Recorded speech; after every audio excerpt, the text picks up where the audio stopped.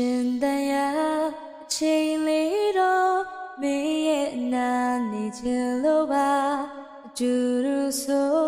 အိမ်မတိုင်းဟာတို့ရဲ့ကဘာကျင်နာသူစိတ်တိုင်းချဘဝတဲ့ထဲမှာမြဲတဲ့လုံးတန်ရာဆိုကဘာမြေဆုံးထိမခွဲချင်ဘူးရှင်တန်ရာအချိန်လေးတော့မင်းရဲ့အနာနေချင်လို့ပါအတူတူဆိုအိမ်မတိုင်းဟာတို့ရဲ့ကဘာကျင်နာသူစိတ်တိုင်းချဘဝတဲ့ထဲမှာမြဲတဲ့လုံးတန်ရာဆိုကဘာမြေဆုံးထိမခွဲချင်ဘူး